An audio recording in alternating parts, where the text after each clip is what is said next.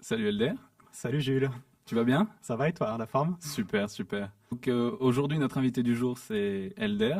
Il vous parlera un peu mieux Bonjour. de lui-même, mais donc l'objectif de ces podcasts, c'est d'inviter des professionnels de chaque secteur. Donc c'est vrai que nous en tant qu'agents immobiliers, on connaît un petit peu, parce qu'on suit nos clients et bien sûr on suit toutes les différentes interfaces qu'il y a. Donc Elder qui est une personne avec qui on travaille depuis maintenant 6-7 ans. 6-7 ans, exactement, oui. Ce qui est super, c'est qu'il a travaillé dans l'immobilier Oui, aujourd'hui. tant qu'agent immobilier, oui, tout à Et fait. aujourd'hui, c'est un professionnel des Crédit immobilier. super. Donc, Elder, est-ce que tu peux te présenter rapidement? Oui, bien sûr. Alors, je m'appelle Elder Constantino. Ça fait à peu près 7 ans exactement que je travaille dans le secteur immobilier. J'ai commencé en tant qu'agent immobilier à l'époque chez IAD. Et après, je me suis plutôt converti dans le crédit immobilier, donc en tant que courtier en crédit immobilier, qui est un peu dans la ligne de ma formation parce que j'ai justement un master en finance et ma passion, ça a toujours été les chiffres, donc l'investissement, l'optimisation fiscale, l'optimisation des crédits. Pour avoir travaillé avec toi Oui, personnellement et avec de nombreux clients, c'est que tu as ce côté service et accompagnement client que tu as peut-être eu aussi grâce à l'immobilier, plus exactement, la oui, parce que connaissance je du connais secteur. exactement. J'ai été un peu à toutes les places. J'ai été acheteur, j'ai été vendeur, j'ai été agent immobilier. Maintenant, en tant que courtier, j'ai eu l'occasion d'être à toutes les places qu'une personne peut être quand on a accès à la propriété.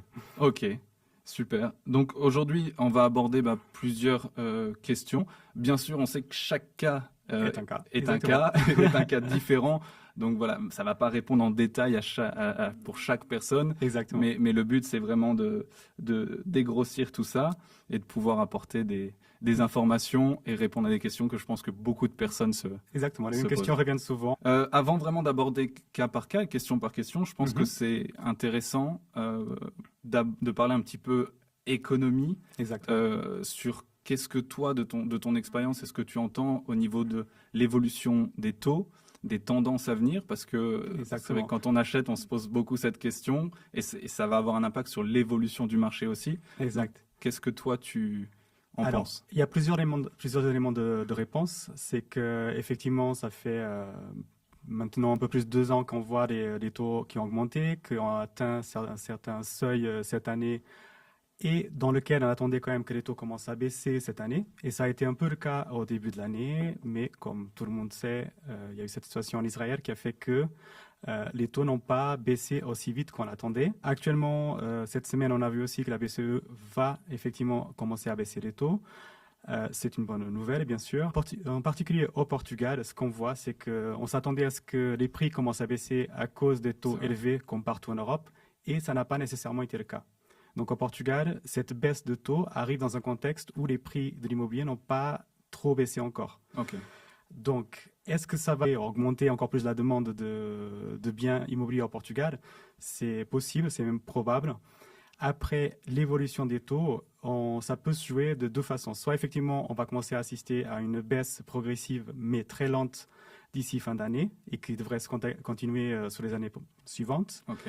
Soit on va pas le voir tout de suite parce qu'il y a plusieurs éléments qui peuvent avoir un impact direct. Donc, notamment la situation en Ukraine qui est loin d'être résolue. Ok. Il y a la situation en Israël et il y a aussi les élections aux Aux États-Unis à États-Unis, la fin de pardon, l'année. bien sûr. Donc, ça, c'est 13 éléments qui auront un impact sur l'économie, sur le macroéconomique mondial et forcément aussi sur la recherche de taux, sur les gens qui peuvent venir au Portugal aussi parce que on a assisté l'année dernière beaucoup d'Américains qui venaient acheter au Portugal. C'est quelque chose qu'on a toujours eu, mais l'année dernière, on a bien senti que effectivement c'était une nationalité qu'on avait de plus en plus. Et la tendance se confirme. Et moi, personnellement, à mon niveau, je remarque aussi que les Européens sont de retour aussi. C'est-à-dire que l'année Ok. dernière, on a eu moins de clients européens. Et cette année, ils sont vraiment revenus. Les Allemands, Français, Ouais. notamment, comme Je toujours. trouve que là, on le sent très fort. On se sent Justement, très fort. avant l'été, on nous Exactement. demande toujours, ah, mais est-ce que tu penses que la demande va baisser? Est-ce que tu penses que le marché... Il y a très peu de chances que la demande baisse. Au contraire, je pense que ça va bien augmenter. Il y a la question des taux qui peuvent baisser. Ouais. Mais indépendamment des taux, il y a aussi les nouvelles mesures que le gouvernement actuel est en train de mettre en place, Mhm. notamment l'autorisation du tourisme, donc de Airbnb qui va être Exactement. ouvert à nouveau et qui avait mis un frein l'année dernière. Cette année, je commence à avoir à nouveau des clients qui Bien veulent sûr. acheter pour investir dans les Purement Airbnb. investisseur. Donc effectivement, je ne pense pas que la demande va baisser. Ce qu'on a besoin, justement, c'est de nouveaux produits dans le marché. Ça, au contraire, c'est qu'on a besoin, justement, de bien en vente. C'est vrai que si les investisseurs, il y a toujours eu des investisseurs, mais c'est vrai que il y avait eu ce petit frein frein initial. au niveau vraiment de tout ce qui est alojamento local et Exactement. Airbnb. Mais par contre, on ressent que la dynamique du marché au Portugal, les gens viennent aussi vraiment pour la qualité de vie. Ah oui, complètement. On l'a assez entendu. Je pense que les personnes ont des amis qui sont venus, qui sont déjà Exactement. propriétaires, et ça donne envie. Souvent, quand les gens parlent de l'image et de leur vie au Portugal, ça donne envie à plein de monde. Exactement. Surtout ces clients américains, justement, c'est vraiment le cas typique de la personne qui vient pour s'installer. À mon souvenir, j'ai pas eu de clients américains investisseurs. Okay, il y en a qui viennent et achètent un bien pour vivre et un autre pour investir, ou mettre en location, bien sûr. Mais la grande majorité, c'est vraiment le cas de changement de vie. Je quitte les États-Unis parce que je cherche une vie plus calme et je viens en Portugal. Ouais, je parlais avec une Américaine, elle me disait ce qui est très intéressant aussi, c'est que la localisation du Portugal en Europe, ils sont en 8 heures, elle est à New York, enfin c'est très stratégique pour visiter toute l'Europe. Et effectivement, il y a autre chose aussi intéressante par rapport aux États-Unis, justement, c'est que les taux chez eux, actuellement, ils sont de l'ordre du 7-8%. C'est vrai. Alors que chez nous, on est quand même autour de 3 actuellement. Donc, c'est quand même beaucoup plus avantageux d'acheter ici que chez eux. Et on n'a pas ces limites. Enfin, ils n'ont pas besoin d'apporter beaucoup plus de capital que s'ils achetaient chez eux. Donc, effectivement, ça reste très intéressant pour eux. Et justement, est-ce que certaines personnes qui ont eu l'habitude de recourir à un taux, par exemple en France ou dans les années passées, c'est vrai que là on a eu des taux qui étaient très bas, mais avant ça, avoir des taux à 2 à 4%, c'était quelque chose de normal. Exactement, c'est ça, c'est qu'en fait on voit que les taux sont élevés actuellement, et c'est le cas, on ne peut pas dire le contraire. Par contre, il ne faut pas oublier que nos parents, peut-être, ils ont acheté à 10%. En variable. Il y a eu de tout. Donc, dans le passé, il y a eu de tout. Il ne faut pas que ça devienne vraiment un frein en se disant, en 2021, on avait des taux à 1%. Oui, en 2021, mais 2021 est passé, c'est terminé. Là, il faut avancer. Ok, super. Est-ce que justement, par rapport à ça, toi, sur les 6 derniers mois, 12 derniers mois, est-ce que tu as senti un petit peu un ralentissement au niveau du demande de financement? Alors non, j'ai pas senti de ralentissement, j'ai senti des changements, bien sûr. Okay. C'est-à-dire que j'ai eu beaucoup de rachats de crédit, transferts de crédit, parce que clients qui ont fait des emprunts en taux variable qui veulent changer en taux mixte au fixe. Au niveau de la recherche, c'est toujours autant. C'est juste la typologie de clients qui peut changer. C'est-à-dire qu'avant, on avait beaucoup de clients européens. Okay. Après l'année dernière, on a eu un peu plus de clients américains. Là, les Européens reviennent. Donc, on n'a pas de baisse de demande. Okay. On a des modifications de la demande et que c'est normal. Ça fait partie du marché. C'est clair. Donc, c'est vrai qu'un client qui arrive au Portugal, c'est un nouveau pays, c'est une manière différente de faire. Moi, j'ai beaucoup de clients qui, avant de nous contacter, par exemple, qui disent je suis allé voir telle banque, je suis allé voir telle banque. On sent qu'ils sont complètement perdus. Exact. Des fois, ça peut être une barrière de la langue, ça peut être des détails qui sont différents d'une langue à l'autre, d'un pays à un autre. Et voilà, on sent que c'est une étape qui peut être lourde. Oui. Et justement, donc toi, ton métier, c'est simplifié. Exactement. C'est ce que j'aime dire. Et est-ce que tu peux nous dire un petit peu quelle est la plus-value de travailler avec un courtier au Portugal? Alors, déjà, au Portugal, les courtiers, c'est un service qui est gratuit pour le client. Et ça, c'est important à dire. Différent. Ça peut freiner. Parce qu'effectivement, c'est un service qui est gratuit. Nous, on est rémunéré par les banques et par toutes les banques la même commission. Donc, on n'a pas intérêt à travailler avec une banque ou une autre en particulier.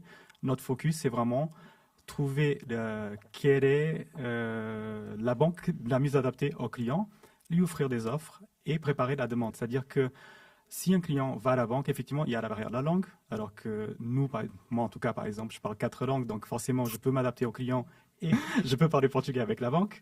Donc, effectivement, l'idée, c'est de simplifier au maximum. C'est-à-dire que moi, je suis le maître d'orchestre, comme j'avais d'habitude. C'est que dire que moi, je suis le point central. Je vais préparer la demande du client en fonction de ce que le client attend et non pas essayer de lui vendre des produits qui n'ajoutent rien.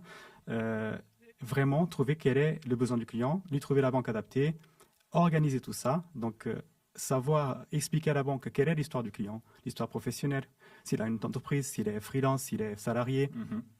Expliquer à la banque de façon facile et entendible la demande du client. Et une fois qu'on a l'offre et non pas une simulation, parce que quand le client va à la banque, il a une simulation et non pas une offre. Et c'est ça la grosse problématique au Portugal, c'est que les clients ils pensent qu'ils ont un préaccord et au final ils ont juste une simulation lambda qui ne vaut rien et que la banque peut se retirer à n'importe quel moment. Donc notre entreprise, elle focalise vraiment sur le préaccord, qui a déjà un dossier qui a été analysé en analyse de risque, les conditions sont bloquées et la personne elle peut effectivement avancer sur l'offre, faire l'évaluation bancaire et avoir le crédit à la fin.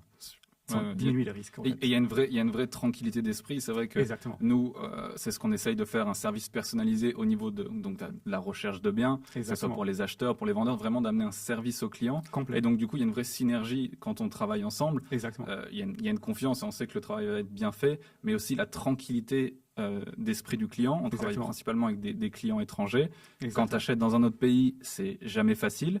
Et là, vraiment te dire, OK, tu parles à cet interlocuteur unique qui va faire le travail pour toi.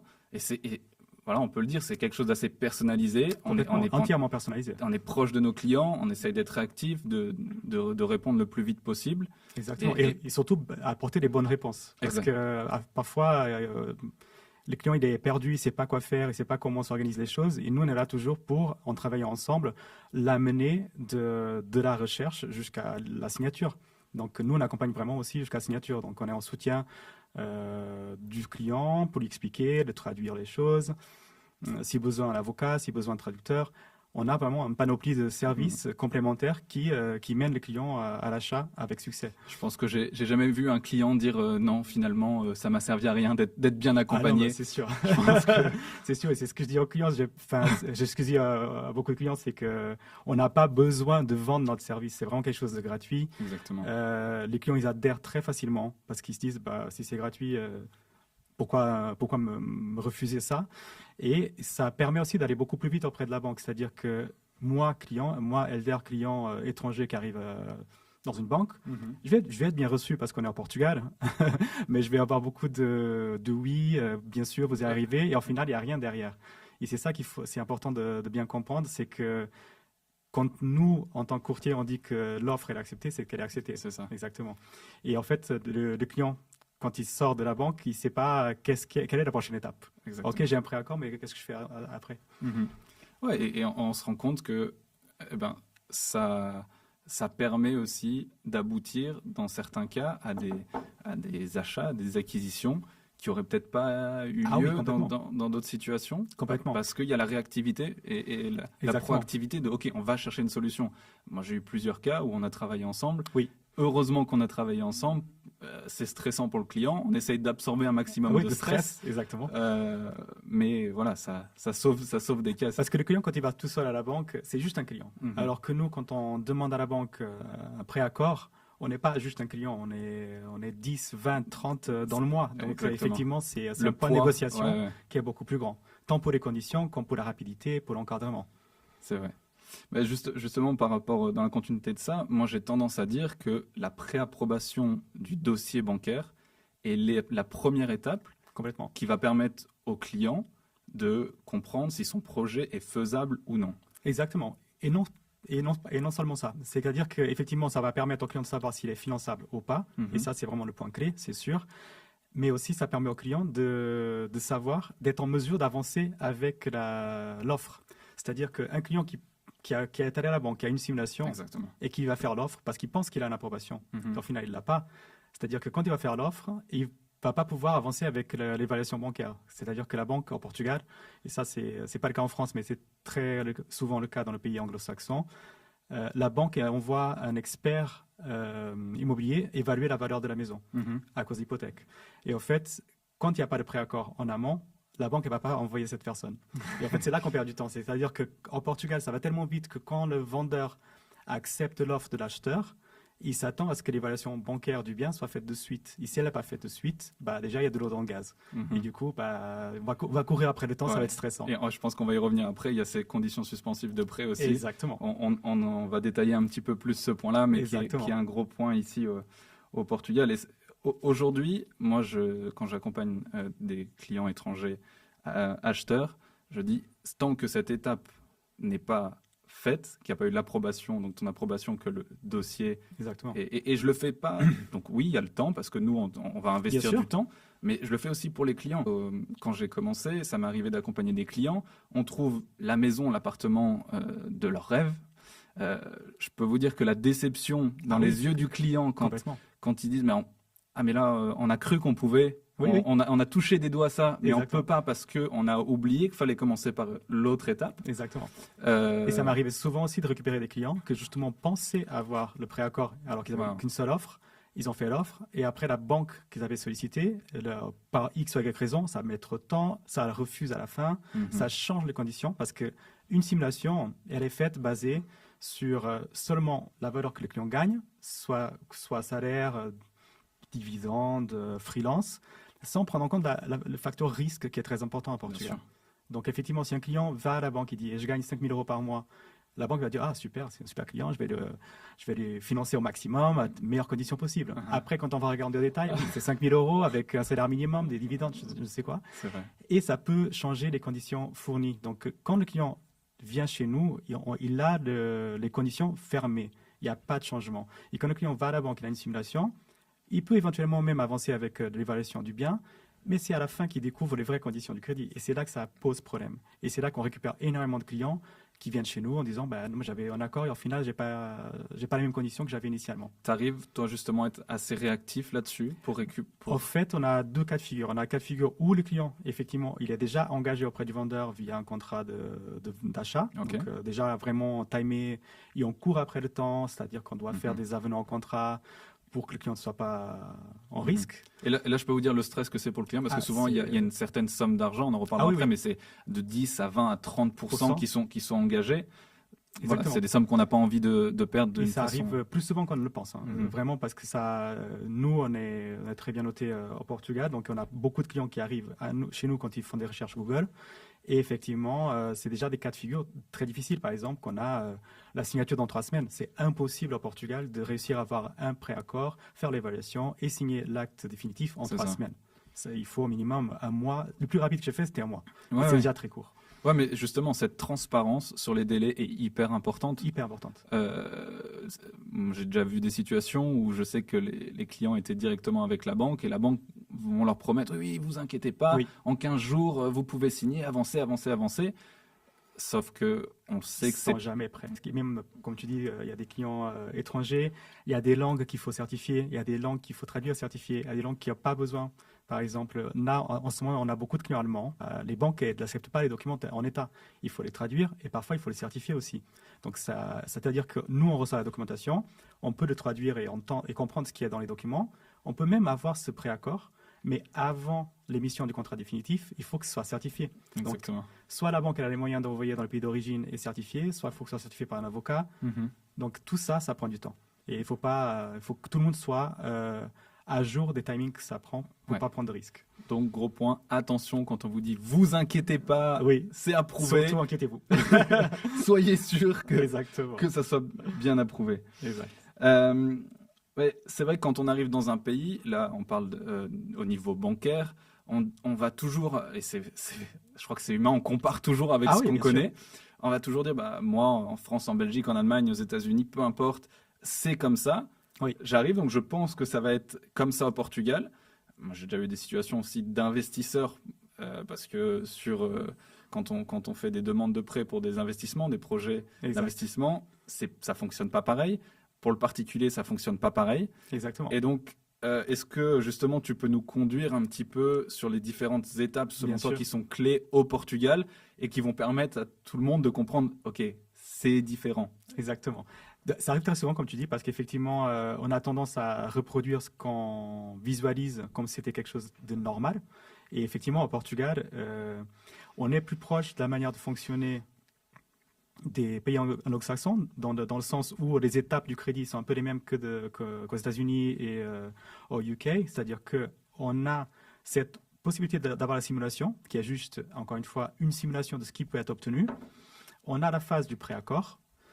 Après le préaccord, on a la phase en anglais de home appraisal, en français, je dirais évaluation bancaire, qui est faite par un expert externe mandaté par la banque, qui va évaluer la valeur du bien pour comparer la valeur d'achat à la valeur intrinsèque du bien. Et après, on a l'offre définitive. L'offre définitive, normalement, si tout a été bien fait, c'est une confirmation du préaccord.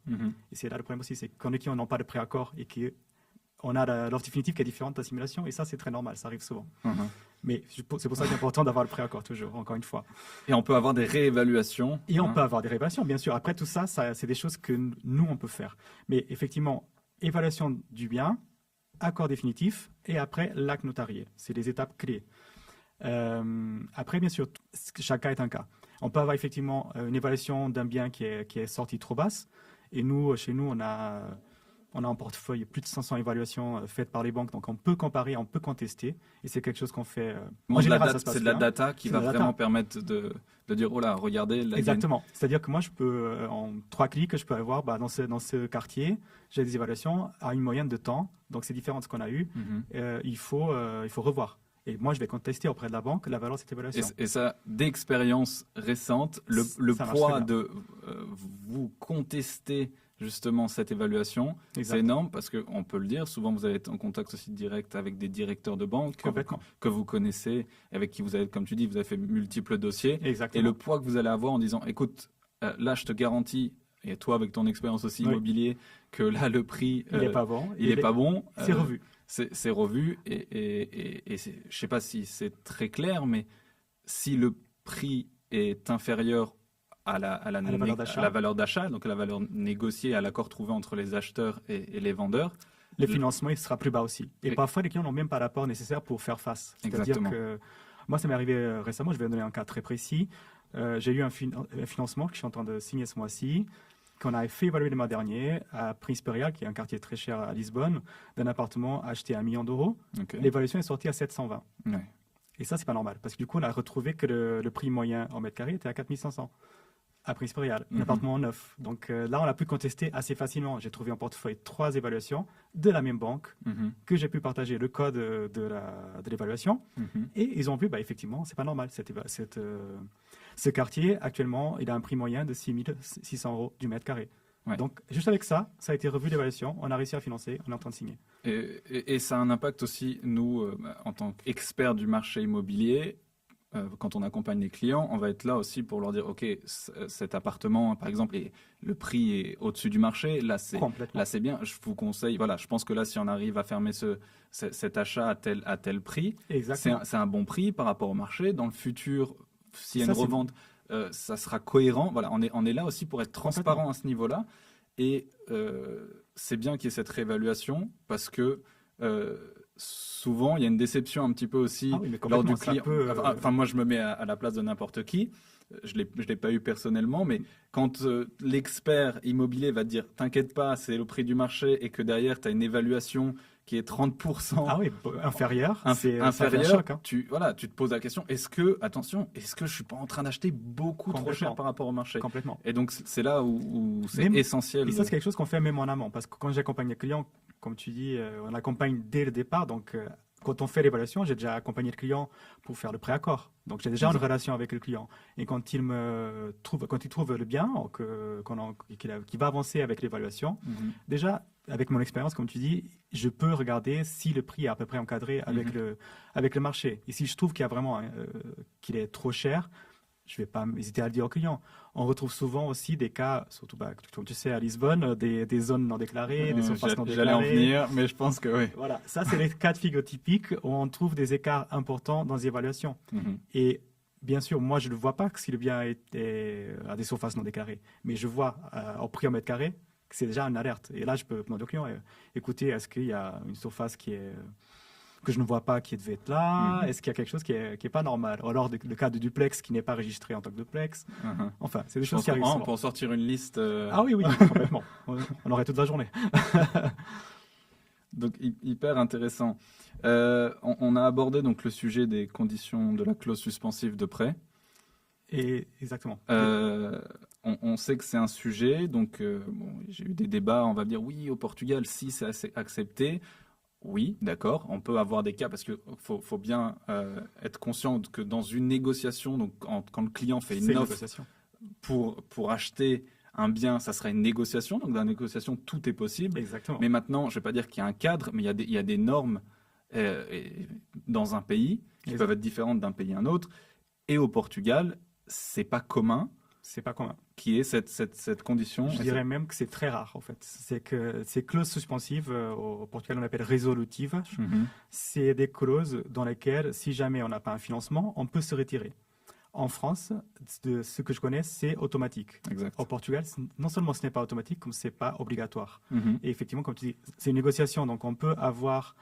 Tout est négociable. Bien sûr. Le vendeur peut accepter, l'acheteur peut ne pas signer sans...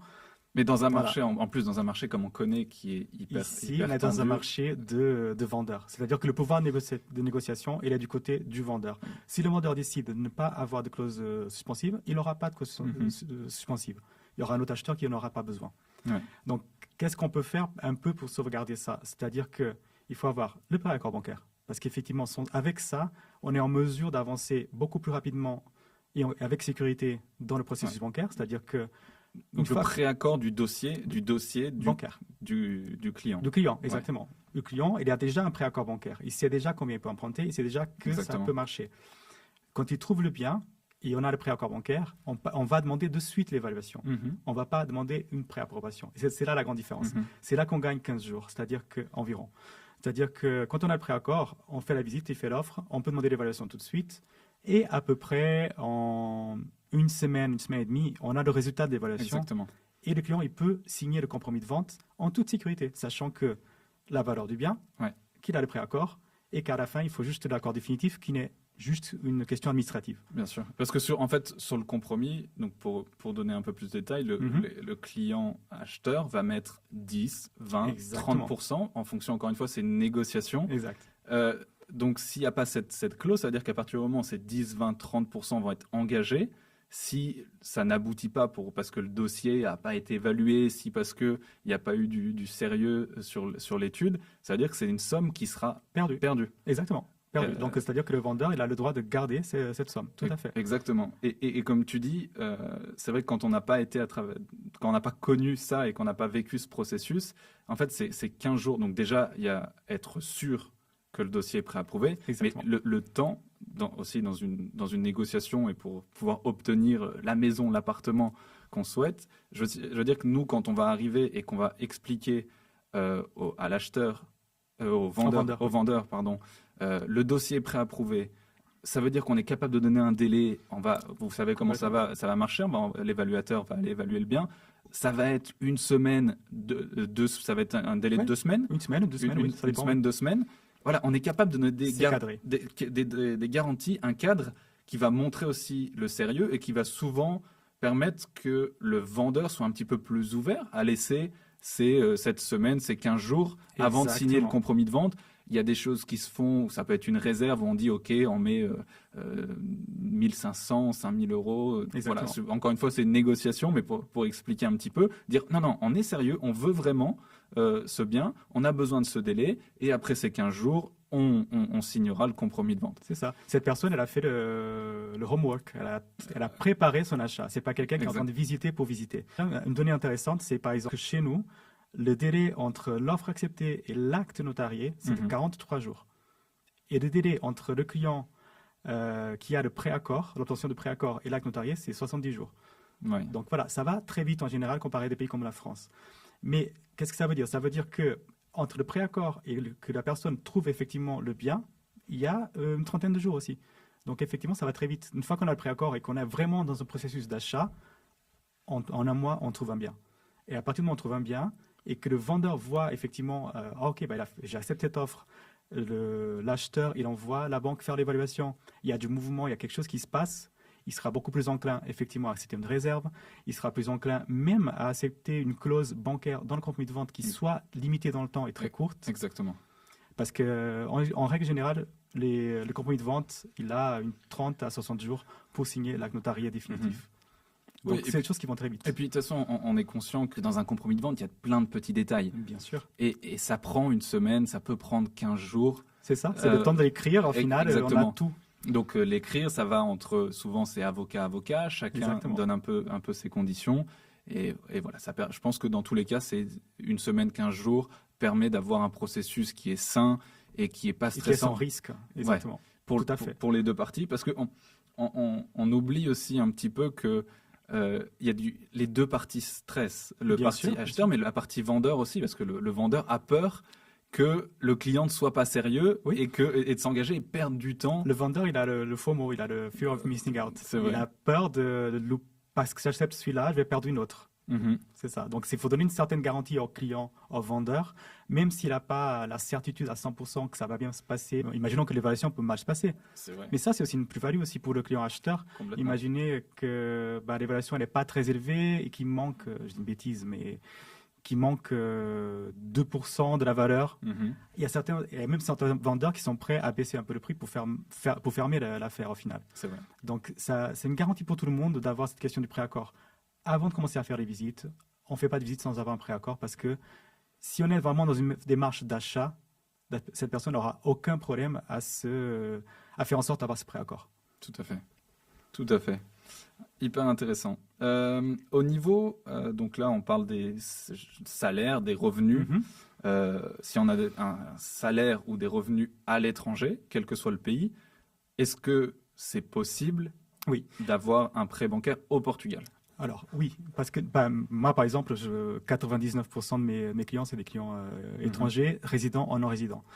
Le Portugal, je trouve que c'est un des pays peut-être le plus ouvert à financer quelqu'un qui est de l'extérieur tant que soit traçable. Le mot-clé au Portugal, c'est vraiment, il y a 3 mots-clés, je dirais. La récurrence, traçabilité et durabilité. C'est-à-dire que la personne qui a un salaire, qui a un contrat CDI, donc j'ai oublié comment ça s'appelle, contrat à durée indéterminée, exactement. Si la personne a un contrat défectif, c'est-à-dire que pour la banque, c'est la sécurité maximale. Un salarié qui a un bon salaire, qui a un contrat, qui est de la même entreprise depuis 1-2 ans, c'est très bien. C'est le cas parfait. Après, il y a tout le reste. Et nous qui travaillons beaucoup avec les clients étrangers, on voit de tout. On voit des clients qui sont de l'Europe, qui ont une entreprise en France et qui vivent au Portugal. Très bien, ça c'est facile. Ils gagnent en euros, etc. Mais après, on a aussi d'autres types de clients. En fait, il y a beaucoup de tout le reste. Il y a tout le reste, exactement. Moi, j'ai des clients de Dubaï où il n'y a pas d'avis d'impôt, par exemple, à Dubaï. C'est pas impossible de financer, c'est possible. Mais par contre, il faut certaines garanties. On a des clients des États-Unis, on a des clients des UK, qui maintenant on fait plus partie de l'Europe. Et là, tout est possible. D'expérience, c'est vraiment là où il y a une plus-value de travailler avec un courtier, de travailler avec toi. Oui. C'est que toi, vraiment, en fonction aussi du dossier, tu vas orienter sur les besoins par rapport à comment ça fonctionne au Portugal. Exactement. En fait, c'est ça. J'ai 2 travails avec des clients étrangers. Un, c'est déconstruire justement ce qu'ils peuvent avoir en tête de comment fonctionne le dossier au Portugal, parce qu'ils ont tendance justement à répéter ce qu'ils font dans leur pays. Et ça, il faut déconstruire. Il faut expliquer, ça se passe pas comme ça se passe comme ça. Et aussi servir de traducteur, d'expliquer un peu ce qui se passe, les conditions, etc. Et faire en sorte surtout que les conditions fiscales du client d'un certain pays, les faire homologuer au Portugal. C'est-à-dire que dans ce pays c'est comme ça, mais chez nous c'est comme ça. Et donc je dois faire correspondre les 2 choses entre elles. Là tu mets ta casquette de fiscaliste. Exactement. Et de magicien des fois. C'est beau. Il y a une question qui revient aussi souvent. Quand tu constitues un dossier bancaire, par exemple en tant qu'investisseur, tu vas faire une projection de revenus locatifs. Exact. Au Portugal, arrête-moi si je me trompe, vous prenez pas en compte cette projection pour couvrir le taux d'endettement. Non, exactement. Ça, à ma connaissance, j'ai eu cette discussion avec plusieurs clients de différents pays. Je crois qu'on est un des seuls pays à le faire comme ça. C'est-à-dire qu'au Portugal, on ne prend pas en compte les revenus futurs, quoi qu'il soit. C'est-à-dire, par exemple, ça m'est arrivé d'avoir des clients qui venaient de commencer un nouveau job, qui étaient salariés avant, qui étaient salariés après, pas de coupure entre les deux. Il y en a dû attendre, par exemple, qu'ils soient déjà en effectif, c'est-à-dire que la période d'essai est terminée. Revenus, loyers futurs ne sont pas pris en compte. Primes ne sont pas prises en compte dans le futur. Ça n'existe pas dans le passé. En fait, le Portugal, c'est vraiment Toujours récurrence. Je sais, j'ai déjà personnellement, avant de te connaître, essayé tout seul monter mon petit dossier. J'avais fait mon petit PDF bien fait, comme il faut. Ah oui, je suis arrivé avec mes projections, mes tableaux, face au directeur de banque qu'on m'avait présenté. Et il m'a dit, OK, alors, tes 3 fiches de salaire, exactement. Il n'en avait rien à faire des projets. Exactement, c'est ça. En fait, la projection, elles peuvent marcher uniquement dans le cas des entreprises. Et même comme ça, c'est pas évident. En tant que particulier, projection, la banque, elle veut pas savoir ce qui vient, elle veut savoir ce qui existe. Monter un dossier bancaire, c'est une photo. Il y a une photo qui est prise maintenant et une photo qui est prise l'année dernière.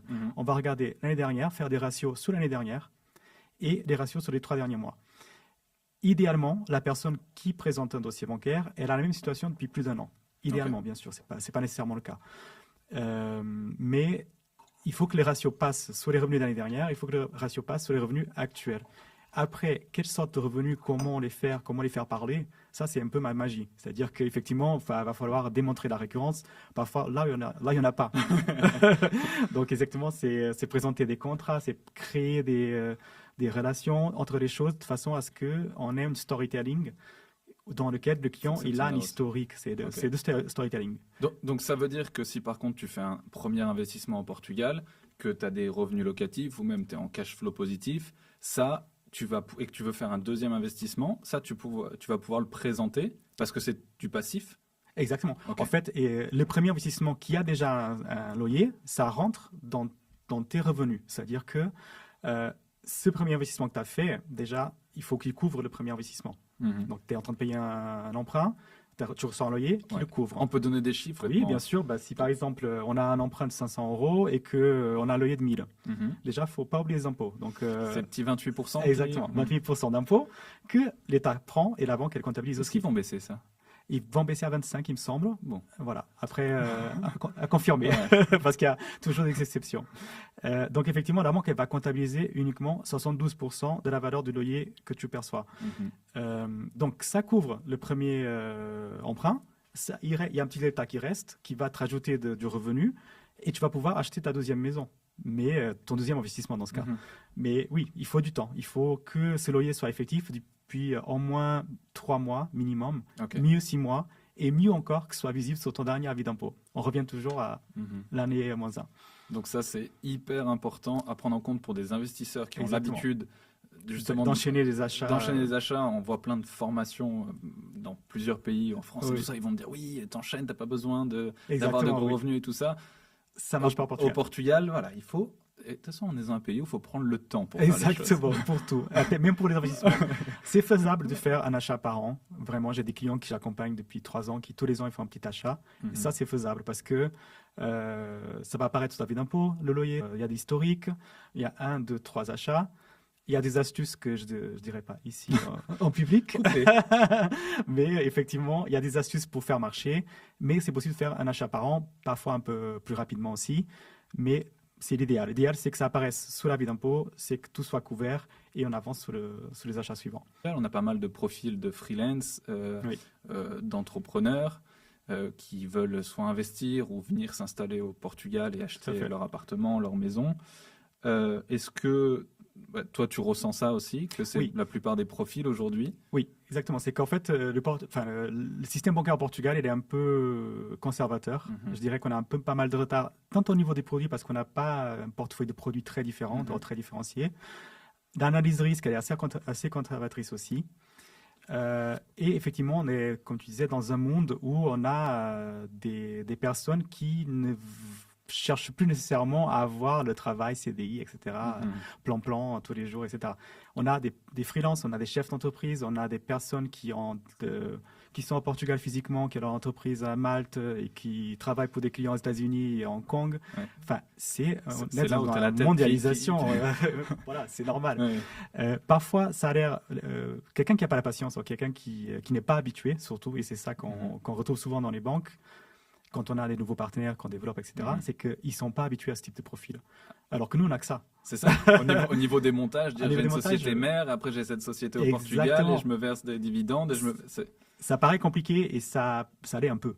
c'est complexe, mais c'est pas compliqué en soi, c'est complexe. Mhm. C'est-à-dire qu'en prenant le temps de regarder, en comprenant, parfois même en dessinant, en faisant des petits, des petits gribouillis, on va créer des flux. Et en fait, ce qui est important, c'est de démontrer les flux de trésorerie, les flux de revenus pour expliquer à la banque comment ça fonctionne. Et quand moi, j'analyse et explique à la banque comment ça fonctionne, la personne qui est en face, elle va comprendre. Mhm. Elle n'a pas ce travail d'analyse avant et Ah non, mais qu'elle ça, fera pas. et ça, c'est une énorme C'est ça la plus-value. plus-value, exactement. Mais après, oui, c'est sûr qu'un freelance, un chef d'entreprise, il peut avoir l'accès au crédit tant qu'il y a toujours, on revient toujours à récurrence et historique. Ouais. Comparé à un salarié, bien sûr, un salarié, il a le sang gras, il a le contrat, il a les choses Ça, sûres. Et c'est des situations qui peuvent être assez frustrantes où on dit parce que ce freelance, ce chef d'entreprise gagne X et arrive à démontrer des revenus exact. conséquents. Et la banque va te dire, oh, mais attends, moi je veux ma sécurité avant tout. Exactement. Alors qu'on sait très bien qu'un contrat, il peut être brisé aussi. Et très important aussi en Portugal, et quand c'est quelque chose que... en France, c'est un peu pareil, mais dans les pays anglo-saxons, c'est un peu plus flou. C'est la séparation entre les revenus d'entreprise et le revenu de la personne. C'est-à-dire que j'ai parfois des clients mieux. J'ai des clients qui me parlent, mais mon entreprise facture tant... ils axent que sur ça. On va voir, au final, cette personne, elle n'existe même pas fiscalement des fois.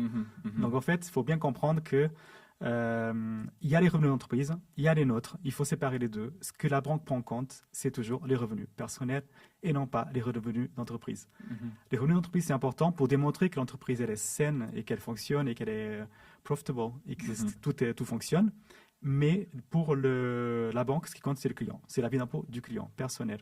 Donc ça veut dire un peu la même chose que sur les revenus locatifs. Quelqu'un qui va dire, j'ai fait une super année et je vais avoir X% de dividendes.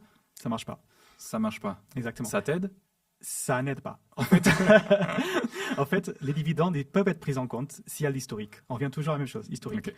Quelqu'un qui a une entreprise, il se paye des dividendes. Et ça arrive souvent avec les clients du Royaume-Uni, donc UK, où ils ont une fiscalité qui est... Enfin, je peux avoir 30 chefs d'entreprise UK et je retrouve toujours le même avis d'impôt. À peu près 12 000 euros de salaire, 12 000 pounds de salaire et 50 000 pounds de dividendes. Ils font tous ça. Pourquoi? Parce qu'ils ne payent pas d'impôts comme ça. Et c'est très normal et c'est acceptable et c'est le jeu.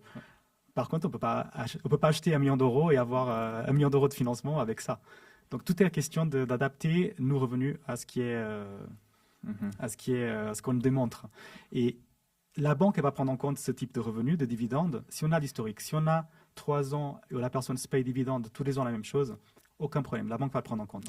Après, si en année, on a payé, l'autre année, on n'a pas payé, l'année suivante, on a payé moins, l'autre, elle a payé plus. Là, la banque, elle va prendre le plus conservateur, qui est 0. Allez, donc voilà, on passe au prochain. Et est-ce que, voilà, tu n'as pas de boule de cristal, mais on sent toujours un petit peu comment les évolutions. Est-ce que tu trouves quand même que les banques et les personnes, tes interlocuteurs, sont de plus en plus ouverts à ça parce qu'ils comprennent ou il y a une vraie structure, un vrai cadre de la Banque du Portugal, justement, qui est la Banque du Portugal, elle a des lignes très claires, conservatrices et très droites. Après, on retrouve de la flexibilité en fonction des banques et même à l'intérieur des banques, on trouve de la flexibilité dans la personne qui va faire l'analyse de risque. Et je parle toujours d'analyse de risque parce qu'on parle de préapprobation et non pas de simulation. Simulation, encore une fois, tu vas à la banque, tu as le cas parfait où tu dis je gagne tant, je peux emprunter 100. Analyse de risque, c'est analysé par une personne. Il y a un côté mathématique, et je parle souvent quand je fais des réunions avec les clients, je dis mathématiquement, ça me paraît faisable. Après, il y a toujours, quand je ne suis pas sûr à 100%, je dis écoutez, mathématiquement, ça me paraît faisable, par contre, je ne sais pas comment l'analyse de risque va regarder votre cas, s'il va regarder comme j'ai regardé. Et c'est là qu'on retrouve dans des cas assez particuliers où on peut envoyer 2 dossiers de 2 situations similaires de 2 personnes différentes à la banque, à la même banque, même agence, et ça va retomber sur des analystes de risque différents. L'un va être accepté et l'autre va être refusé. Parce qu'il y a de l'humain. Parce qu'il y a de l'humain, exactement. Et en fait, il y a des lignes directives de la Banque du Portugal que les banques appliquent, et c'est toujours pareil. Et il y a de la flexibilité. Et c'est dans cette flexibilité, dans cette zone grise que je travaille souvent parce que j'ai des cas de personnes qui sont chefs d'entreprise, freelance, etc. parce qu'il n'y a pas une ligne directive pour ça. On est dans un monde globalisé où tout le monde travaille à l'étranger, etc. Mais les banques, elles ne sont pas prêtes pour ce type de profil encore. La banque, elle veut toujours le salarié, elle veut toujours le cas le plus clair possible. Mon travail, c'est de simplifier la lecture de ce cas. Et malgré tout, il y a quand même dans l'analyse de risque des différences où la personne, elle regarde, elle n'a peut-être pas envie de se faire l'effort de comprendre et va te refuser le dossier.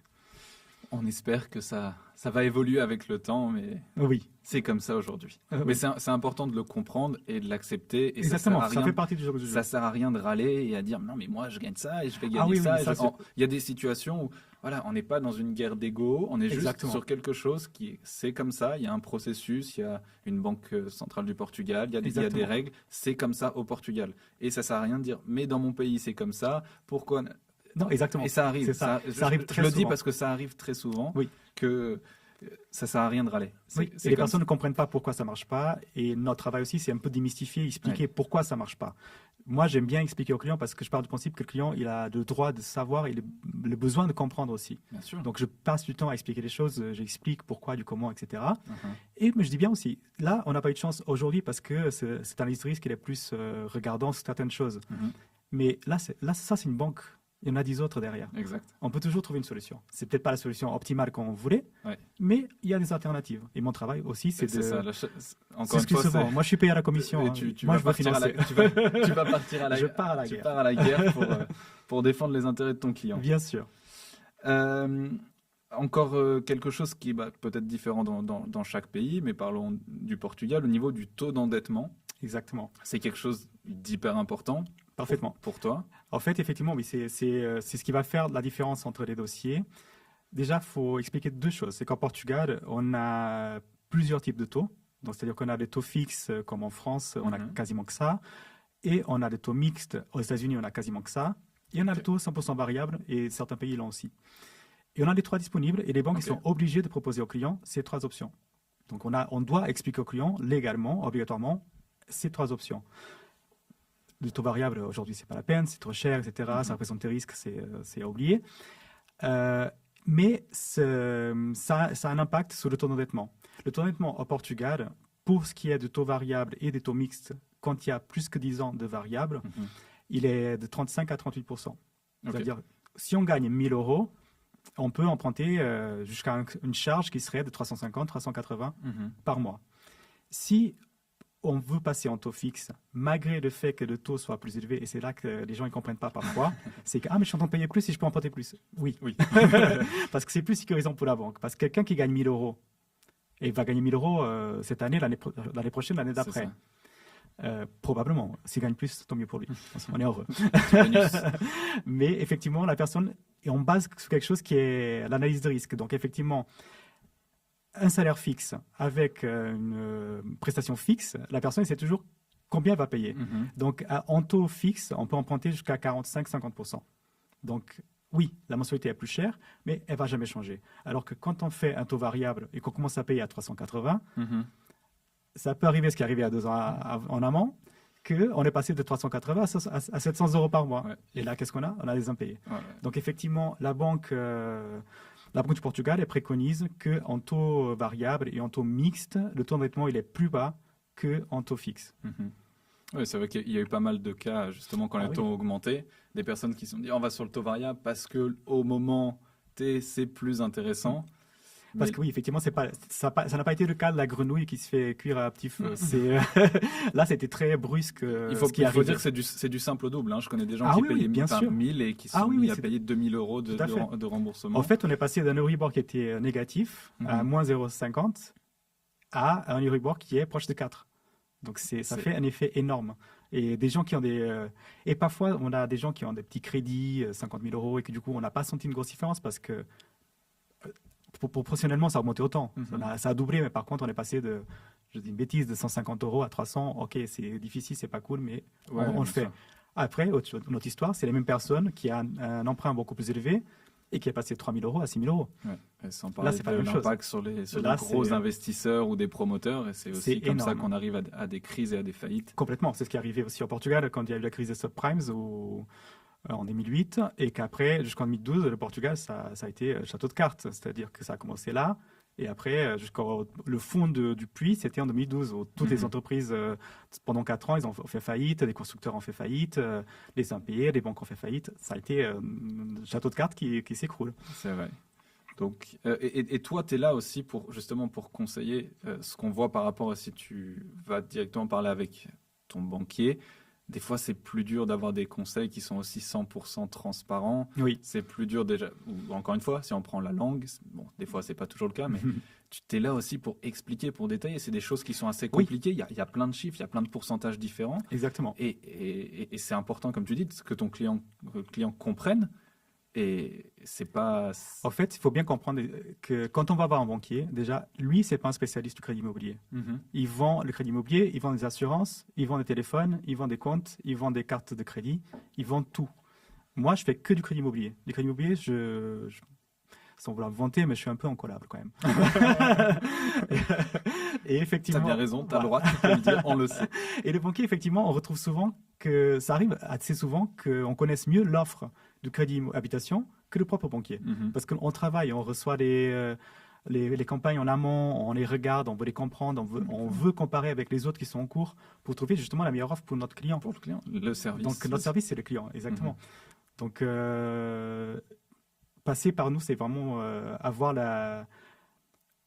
toute l'explication, comprendre tout ce qu'on est en train de faire. Et avoir que le banquier, effectivement, au-delà de la barrière de la langue, il ne connaît pas en détail tout ce qu'il est en train de vendre, malheureusement. Et d'expérience, que ça soit le premier investissement ou que vous soyez habitué à avoir acheté ou à avoir investi dans votre pays, la plus-value est énorme dans les deux oui, cas. Bien sûr. Et même quand on est déjà au Portugal et qu'on investit tous les ans, même si on a déjà le compte en banque X, faut toujours regarder ce qui se passe ailleurs. Je peux vous dire que d'une l'expérience personnelle, c'est tellement facile de dire LDR, là je veux faire une acquisition. Oui. Quelqu'un tu connais le dossier, tu connais la personne, tu es proche de tes Exactement. clients. J'ai plusieurs clients qui sont à plusieurs achats avec moi et je peux te dire que c'est rare qu'on financie le même client dans la même banque 2 fois de suite. Parce que ça dépend des campagnes, ça dépend de ce qui est en cours. La banque était très bien l'année dernière en taux fixe. Cette année, c'est peut-être la banque qui a complètement laissé tomber le taux fixe. Il en va de même pour les taux mixtes, il en va de même pour ce qu'on appelle les LTV, de loan to value, de pourcentage de financement sur l'acquisition. Il y a des banques qui finançaient jusqu'à 90%, même les résidents étrangers, et qui aujourd'hui financent que 70% les clients étrangers résidents. Ouais. Pourtant, ça fait une grosse différence. Et justement, ça c'est intéressant, on ne l'a pas dit, et c'est une question qui revient énormément. Quand tu es client étranger, on est d'accord que souvent, tu peux te faire financer 80 à 70%. Exactement. En fait, les non-résidents, c'est en fonction des banques, la règle c'est 70 ou 80. Au-delà de ça, c'est impossible. À moins d'être portugais, dans le cas d'un cas très spécifique du segment immigré. Après, être résident étranger, même certaines banques appliquent quand même la règle de 70%. Et ça, il faut regarder très en détail. Parce que les banques aussi, et je pense qu'elles communiquent d'une façon un peu erronée, qui est de vendre les 90% de financement. Franchement, ça fait 5 ans que je fais du courtage. Je l'ai vu arriver. Moi-même, j'ai financé à 90%, j'ai réussi. Mais ça n'arrive pas tout le temps. Parce que financer à 90%, ça veut dire que la personne, elle a un contrat portugais, qu'elle travaille au Portugal, que l'entreprise est au Portugal, que tout est au Portugal, premièrement. Et depuis un certain temps. On revient toujours sur l'historique. Exactement, l'historique et la récurrence. Et surtout, ça veut dire quoi? Ça veut dire que l'évaluation bancaire de ce bien que cette personne est en train d'acheter, il faut qu'elle revienne plus élevée que la valeur d'achat. Et actuellement, quel est le vendeur qui va vendre sa maison en dessous du prix d'achat, prix de marché? Et moi, j'ai eu des clients qui me disent si, je peux obtenir ces 90%. Je dis mais non, mais si le banquier m'a dit. Oui, le banquier va dire oui. Je te donne un contact si tu veux le contacter par la LDR. Si tu veux gagner du temps. Le banquier, c'est commercial. Il veut quoi? Il a des objectifs. C'est ça. Il doit faire, je dis une bêtise, 5 millions de financement en un an. Bravo. Moi, en moyenne, j'en fais 25 millions. Mais voilà. Et il y a une question d'expérience, vraiment. Comme tu dis. À force, on en a vu de tout. Voilà, c'est ça. Ouais. C'est la valeur ajoutée. Et donc, en gros, ça veut dire que les autres 20 ou 30%, il faut que ça soit de l'apport. De l'apport, effectivement. Et ce qu'on oublie souvent aussi, ça c'est toujours une question qui revient, c'est que oui, il faut 20% d'apport, plus les impôts. Exactement. Et les personnes oublient souvent les impôts. C'est-à-dire que, ah oui, moi j'ai 40 000 euros d'apport, je peux acheter 200 000. Non, c'est un peu moins parce qu'il faut compter les impôts. Qui seront entre 5 et 8%. Exactement, en fonction du prix d'achat. En fonction du prix d'achat, il y aura, moi je conseille toujours d'avoir un avocat qui accompagne pour la relecture de tous les documents. Ça, c'est un point très relevant parce que je ne comprends pas comment quelqu'un va acheter dans un autre pays sans avoir un avocat. C'est une question de dire, je vais économiser les frais d'avocat, oui. que ce soit 1500, 2000, 1000, peu importe, il y a plusieurs tarifs d'avocat. Mais il faut penser par rapport à une valeur d'achat. J'achète pour 1 million, quel est le pourcentage de ce coût ? Et si j'ai des problèmes dans le futur, combien ça va me coûter ? S'il y a 50 mètres carrés qui sont non déclarés et que je ne vais pas pouvoir revendre dans le futur, combien ça va me coûter ? On parle encore une fois, c'est un investissement, mais qui est minime par rapport à parce qu'on dit souvent, on n'achète pas une baguette de pain, on achète vraiment quelque chose qui est très cher, qui va avoir un impact sur notre vie. Peut-être c'est la seule maison qu'on va acheter dans notre vie. Prenez un avocat. Moi, je suis portugais, je vis au Portugal, je connais le marché, je suis dans le métier, je suis dans le secteur.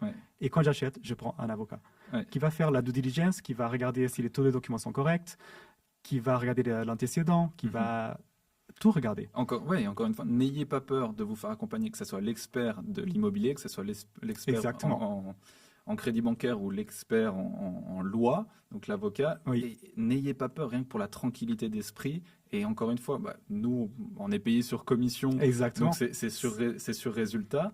Mais n'ayez pas peur de vous appuyer sur ces professionnels, sur des experts. L'impact va être énorme. Et surtout, en fait, quand tout se passe bien, on ne le sent pas. Mais le jour où il y a quelque chose qui se passe mal, de ne pas avoir été avec des personnes qui sont transparentes, on va sentir passer. Ah non, mais c'est clair. Et ça arrive souvent qu'on a des surprises et que justement, quand on a un avocat qui est dedans, on arrive beaucoup plus facilement. Après, le Portugal aussi, culturellement, on est un pays qui n'a pas beaucoup de particulier à particulier. Je pense qu'en France, c'est quelque chose de plus commun. Je ne sais pas dans les autres pays en spécifique. Et le Portugal, on est habitué à voir justement l'agent immobilier de l'acheteur et l'agent immobilier du vendeur. Il ne faut pas hésiter à y avoir recours. Si, comme dans les pays anglo-saxons, moi là j'ai des clients américains, j'ai des clients canadiens qui me disent, mais non, mais même au UK, ils me disent, mais c'est normal.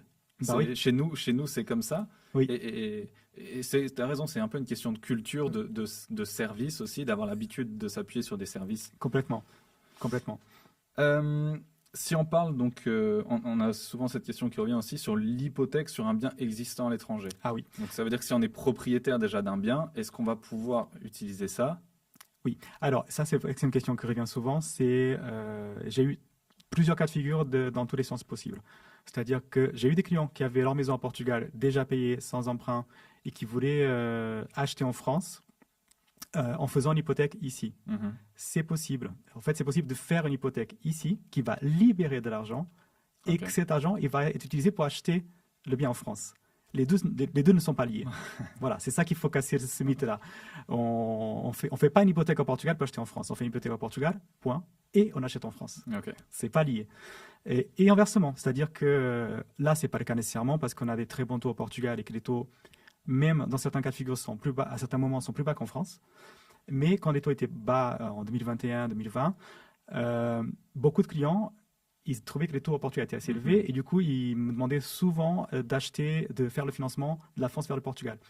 C'est possible en faisant la même chose, c'est-à-dire on fait une hypothèque en France sur un bien qui est déjà payé, on prend une hypothèque sur ce bien, on prend cet argent et on achète en cash au Portugal. On ne finance pas l'appartement, le bien de la France vers le Portugal.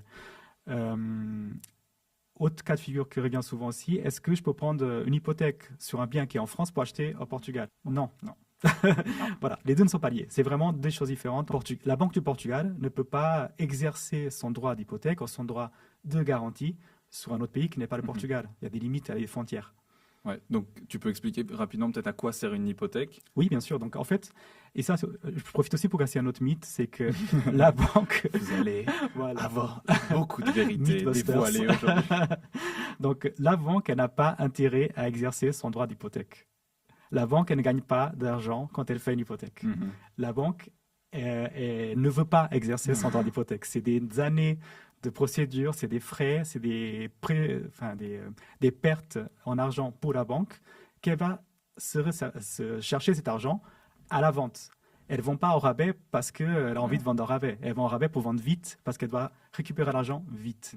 Cet argent, il va être utilisé pour solder le compte en dette et ce qui en reste, s'il en reste, il va pour le client. Donc, la plus-value qui reste de la maison, ça va pour le client? Ça va pour le client, il ne va pas pour la banque. Donc, la banque, à faire l'hypothèque, c'est une garantie pour la banque, bien sûr. Et au Portugal, c'est toujours le cas. La banque, quand elle fait un crédit habitation, elle prend toujours une hypothèque sur le bien financé ou sur un autre. On peut faire une hypothèque sur un bien très cher pour acheter un petit bien quelque part. Ce n'est pas un problème. Mais une hypothèque qui est prise. Et cette hypothèque, elle sert de garantie ultime pour la banque, mais la banque, elle ne veut pas l'exercer. Ça, c'est un mythe qu'il faut casser. Oui, la banque n'est pas un investisseur immobilier. Non, exactement. Elle ne fait pas partie de la spéculation. Quelle est la plus-value que je vais me faire Exactement. Non, jamais. La banque, si jamais elle vend plus cher que... Et c'est souvent le cas, ça arrive souvent que la banque, au final, arrive à vendre plus cher parce que... Surtout dans le marché. Exactement, parce qu'on met le bien aux enchères et c'est un prix très bas, il y aura des enchères et les personnes vont toujours vendre plus cher que la dette. Plus bas que le marché, mais plus cher que la dette. Et ce delta, il va au client. Surtout la dette, c'est sur le montant restant dû. Exactement. Par exemple, si on a acheté une maison 300 000 il y a 10 ans, donc on a remboursé, on a fait des remboursements anticipés, il en reste 150 à payer. Je dis bêtise. Je sais pas, mon chat est décédé, je suis déprimé, je ne travaille pas pendant un an. Très bon exemple. Bon exemple. Donc la banque, elle va saisir mon bien, parce que je n'ai pas payé depuis un an. Et en fait, ce qui reste à payer, c'est 150 000, mais la maison, elle vaut aujourd'hui, parce que le temps est passé, 400 000. Si la banque, elle vend à 1200, c'est moitié moins que le prix de marché. Mais ces 50 000 qui sont en plus, la banque, elle va prendre les 150 qui sont en dette et aller 10 000 euros de frais administratifs parce que avocat, parce que, etc. Mais les 40 000 restants, ils vendent pour le client, quand même. Voilà. Donc, personne n'a envie d'exercer le droit d'hypothèque. À cause de toi, plein de monde vont dire mon chat est je ne vais pas travailler. Je ne vais pas travailler, je vais profiter du marché. Non, Exactement. Vous pouvez aussi vendre votre bien si vous voulez. Exactement. Et c'est ça, je dis souvent aux clients, si jamais ça arrive le cas de figure où tout va mal dans votre vie, vous êtes pris au coup, vous n'arrivez pas à payer le crédit, ne laissez pas le temps passer. C'est vrai. Contactez la banque, je passe un mauvais moment, je veux négocier, j'ai besoin de 6 mois sans payer.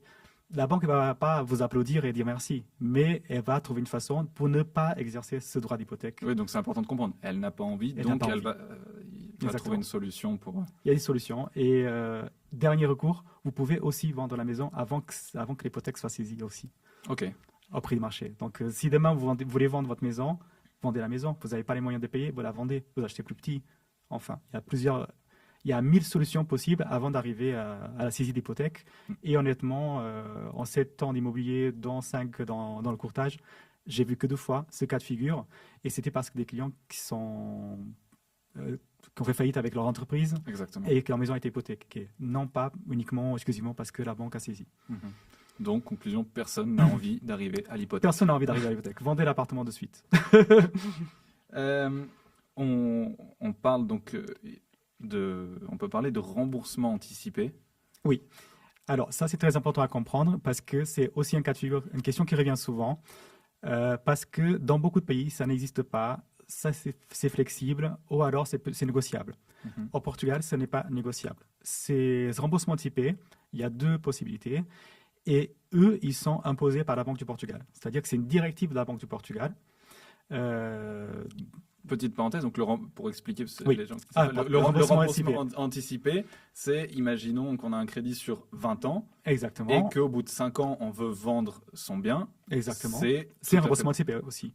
En fait, remboursement anticipé, c'est un peu un parapluie dans lequel on met les remboursements ponctuels, c'est-à-dire que j'ai gagné une prime de 50 000 euros, je vais abattre mon crédit.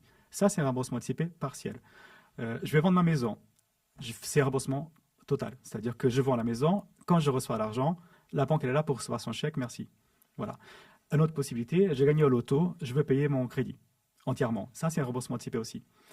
Et tous ces remboursements anticipés, toute cette forme que ça peut prendre de remboursement anticipé, il y a 2 possibilités. Soit on est en taux fixe et le remboursement anticipé, la pénalité de remboursement anticipé. Donc, la pénalité de remboursement anticipé, c'est quand on fait un remboursement anticipé, la banque elle demande à être ressarcie, on va dire, être remboursée plutôt, de ce qu'elle n'a pas reçu en intérêt. Donc, on va payer une petite pénalité sur le montant remboursé qui est de l'ordre de 2% pour le taux fixe ou de 0,5% pour le taux variable. Et ça dépend quand est-ce qu'on fait ce remboursement. Par exemple, je peux avoir un client qui me dit, écoutez, je suis en train de vendre ma maison en France, je vais la vendre dans 2 ans, par exemple, je vais faire un crédit. Je vais dire à ce client quoi? Je vais dire, écoutez, faites un crédit en taux mixte pendant 2 ans fixes, et après, ça passe en variable. Au moment où ça passe en variable, vous faites le remboursement anticipé et vous payez moins de remboursement anticipé à 0,5%, plutôt que faire un taux fixe intégral. Ça, et c'est là, important. ça sera toujours 2%. Sur le taux fixe, c'est vrai que ça sera... Exactement. En fait, il faut être intelligent dans la façon dont on le fait. Il faut expliquer au client, parce que le client qui ne sait pas, il va faire le taux fixe naturellement. Donc ça, c'est des choses qu'on doit t'expliquer. Ces pénalités de remboursement anticipé sont toujours appliquées, encore une fois, parce que c'est la Banque du Portugal qui les impose. Et ça depuis 2018. C'est-à-dire que c'est pas dit que ça va être pour toujours. Actuellement, c'est comme ça. Dans le futur, peut-être pas. En soi, je trouve pas ça étonnant. C'est un engagement qu'on a auprès de la banque. Complètement. On dit, OK, je vous finance, voilà les conditions. Mais maintenant, on s'engage. Et si jamais vous ne tenez pas jusqu'à l'engagement, bah voilà la petite pénalité parce que... Exactement. Et au final, les clients ils me posent la question, est-ce que ça vaut le coup de faire des remboursements anticipés? Oui, ça vaut toujours le coup de faire des remboursements anticipés parce que les intérêts, ils sont pris sous la longueur. Quand on fait un remboursement anticipé, on arrête une partie de cette longueur, on raccourcit. Donc, c'est toujours avantageux. Et on reste sur les mêmes mensualités. Ça n'a pas d'impact. Alors, ça dépend comment on fait. C'est-à-dire que si on est en taux fixe intégral, ce qui va arriver quand on fait un remboursement anticipé, ponctuel, non pas total, c'est-à-dire que la mensualité va baisser. Quand on a un taux qui est mixte ou variable, on a 2 options. Soit on baisse la mensualité, effectivement, soit on raccourcit la durée. Et le plus intéressant, c'est de raccourcir la durée toujours. OK. Et donc, lié à ça aussi, c'est possible de renégocier son crédit. Imaginons que là, même toi, est-ce que tu peux informer un peu les clients, dire, voilà, on pense que d'ici 1 an, 2 ans, les taux vont baisser. Il y a des solutions pour pouvoir renégocier. Exactement. Ça, c'est quelque chose que j'en parle souvent. Je garde cette bonne relation avec les clients dans laquelle je suis contacté souvent pour savoir comment on vend les taux, etc. Okay. Donc, effectivement, et je dis clairement aux clients... créer un mail automatique avec l'intelligence artificielle qui leur répond et qui fait fluctuer. N'oubliez pas votre crédit. Non, effectivement, je dis toujours aux clients de me recontacter en fonction des crédits que j'ai fait, bien sûr. Si c'est un taux fixe et que je vois que c'est... Des gens qui ont fait des crédits taux fixes jusqu'à 2021, je pense qu'ils ne me contacteront jamais. Je t'ai jamais recontacté. Exactement, parce qu'ils ont eu un taux autour de 1%, alors qu'aujourd'hui, on est à 3-4%. Donc, effectivement, ça n'a aucun intérêt de faire renégocier ces crédits. Par contre, les gens que j'ai financés en 2022-2023, c'est des personnes que je sais pertinemment que d'ici 1 an, 2, 3, ils vont me contacter pour faire ce fameux rachat de crédit. Exactement. Et le rachat de crédit, il est très facile à mettre en place. Si on est en taux fixe, il faut faire dans une autre banque, parce que la banque qui a fait le crédit, elle ne va pas vouloir baisser son taux. Ça n'a pas de sens. Donc là, si vous êtes en direct avec votre banque, elle va vous dire... C'est impossible. Donc, il faut passer par un courtier. Il faut voir ce qu'il y a dans le marché. Il y a effectivement ce remboursement anticipé qui est de 2%. Dans l'idée, ce que j'essaie de faire avec les clients quand on fait un rachat de crédit en taux fixe, c'est que cette pénalité soit absorbée par le gain mensuel dans la première année, idéalement, voire jusqu'à la 2e année. Ce qui est souvent le cas. Ce qui est souvent le cas, sinon ça ne vaut pas le coup de faire de rachat. Et par exemple, il y a des gens qui m'ont contacté en début d'année parce que les taux ont commencé à baisser. Mais on s'est rendu compte qu'effectivement, c'est un peu trop tôt parce que si on fait le changement de crédit, le transfert de crédit au tout début de la baisse, ça n'a pas de sens parce que du coup, il faudra le refaire un peu plus tard. Donc, tu veux dire que c'est le début de la baisse, donc c'est quelques pourcentages et peut-être que c'est quelques points seulement. Le gain pour l'effort, entre guillemets, et avec ce remboursement anticipé aussi. Parce qu'un transfert de crédit, il faut refaire un dossier de crédit à nouveau. C'est-à-dire que c'est pas juste un transfert qui est facile. Il faut refaire tout un dossier de crédit, montrer quelle est la situation du client à nouveau. Il y avait beaucoup de gens, par exemple, que quand les taux ont augmenté en taux variable, qui n'ont pas réussi à refaire le crédit. Parce que les taux ont tellement augmenté, la mensualité a tellement augmenté qu'ils n'avaient plus le taux d'endettement nécessaire pour le faire. Donc, qu'est-ce qu'ils font? Ils continuent à payer. C'est trop tard. Donc, effectivement, là, maintenant, quand les taux ont commencé à baisser, il y a des gens qui m'ont contacté de suite et j'ai préféré quand même leur dire, écoutez, contactez-moi un peu plus tard, vers fin d'année, l'année suivante, de façon à ce que l'écart soit plus élevé et que cette pénalité que vous êtes en train de payer maintenant, elle soit remboursée dans la première année, dans la 2e année maximum, et non pas sur plusieurs années. Toi, tu arrives toujours à avoir à comprendre les tendances. Vous avez des infos un peu en... Oui, ça c'est une question que j'ai très souvent. On n'a pas Boule de cristal. d'informations Tu vas pas nous le dire. réelles. Je vais les cacher. Non, on n'a pas d'informations véridiques ou tangibles réelles.